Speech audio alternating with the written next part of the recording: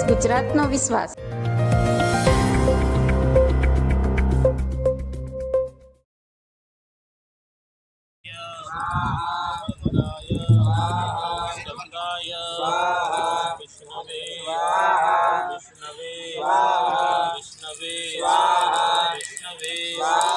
ब्रह्मणे स्वाहा ब्रह्मणे स्वाहा ब्रह्मणे स्वाहा ब्रह्मणे स्वाहा इंद्राय स्वाहा इंद्राय અપ ટુ ડેટ તમને બધા ત્યાંના માટે આપણે કથા કરીએ છીએ. એટલે કથા કોઈ એવી કથા નથી કે જેથી આપણે કોઈને કહ્યું ને કે જ્ઞાતિ કે એના પર નથી, પણ આપણી જિંદગીની જે ત્રીજી પેઢીને બચાવવાની પહેલી શરૂઆત થાય.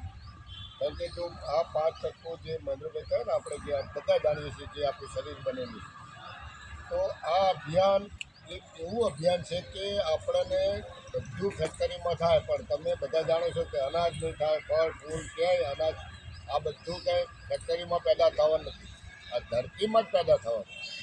તો તમે જો ધરતીને હવે નહીં બચાવીએ તો આ 5 પ્રકૃતિને જો બચાવીએ તો જ ધરતી બચે એમ છે.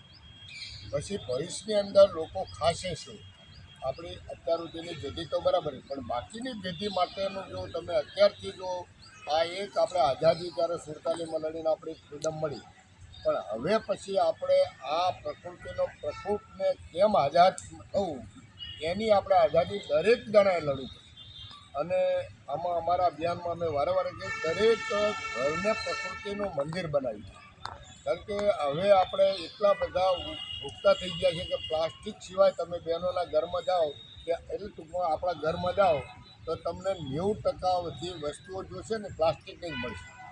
તમે આ ચાની લારીએ જાઓ અને જે ગરમ ચા જે પ્લાસ્ટિકની અંદર જે સીધો કેન્સર થવાનો સીધો પ્રયોગ છે, એ સિવાય ધરતીની અંદર એટલું બધું પ્લાસ્ટિક છે કે આજની તારીખમાં એની ઉપલબ્ધ જે થવું જોઈએ ઉત્પાદન થતું નથી.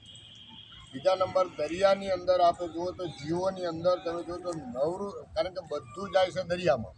કોઈ પણ વસ્તુ તમારું જે વસ્તુ છે તણાઈ ક્યાં જાય અથવા નાખે છે લોકો દરિયામાં, કોઈ પૂછતું નથી. તો આ બધી દરિયાઈ જીવ સૃષ્ટિને પણ નુકસાન છે, આપણા બધાએ પર્યાવરણને જબરદસ્ત નુકસાન છે. અને ધરતીની અંદર તો એટલું બધું નુકસાન છે કે હવે આ પ્રકૃતિને એટલે પ્રાકૃતિક ખેતીનું ચાલુ કર્યું, આ ચાલુ કર્યું, પણ જે વસ્તી છે ધારો કે આપણા દેશની જ વાત કરીએ તો 140 કરોડ વસ્તીને તમે આવી પ્રાકૃતિક ખેતી તરત નહીં થાય. ભલે આપણા રાજપાલ શ્રી કહેતા હોય, પણ દરેક જણ બધા ન કરી શકે. કારણ કે 10 મણ અનાજ થઈ જાય 40 મણનું, તો 140 કરોડની વસ્તી ખાય શું?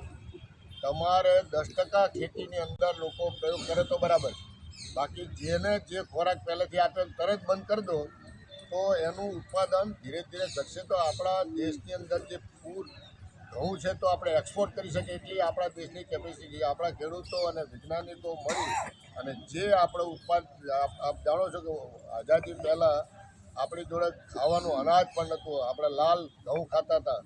જો તમને જો યાદ હશે, આ બધું ઉત્પાદન જે વૈજ્ઞાનિકો અને આપણા ખેડૂતો અપનાવ્યું તો આજે આપણે સ્વભર થઈ ગયા છે.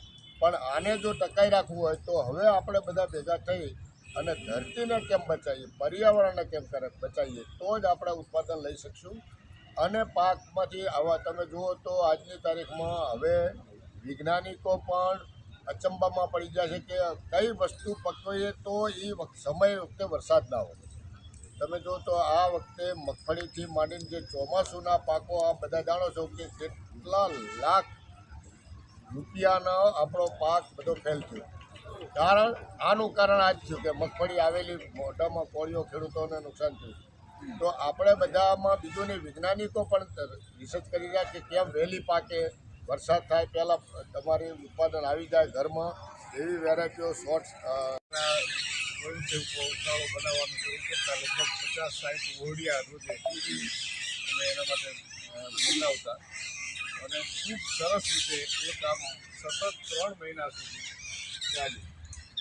આર્થિક સહયોગ બધો ગામવાળી નારણભાઈ તરફથી, NP પટેલ તરફથી અને બાકી બધા એક લોકો ગામમાં જોડાણા અને એ ગામનો બધાને આનંદ એટલો આવ્યો. એમાંથી એક નાની ટીમ બની હતી અને પછી બધાને એમ થયું કે આપણે કંઈક પ્રવૃત્તિ તો કરવી જોઈએ સતત.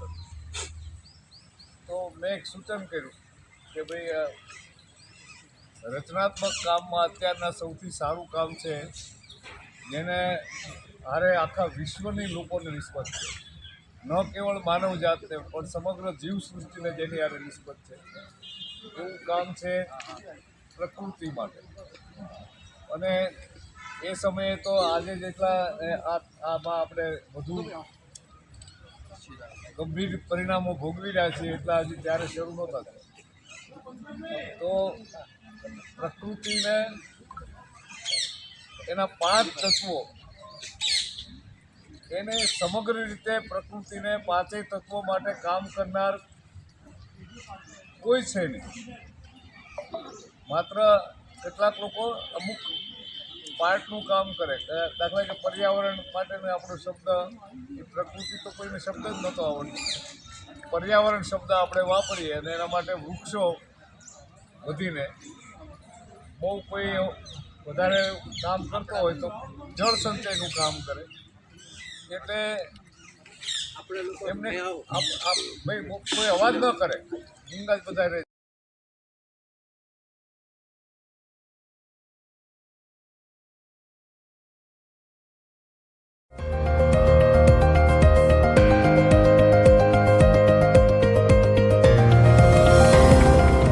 ગુજરાતનો સાથ, ગુજરાતનો વિકાસ, ગુજરાતનો વિશ્વાસ.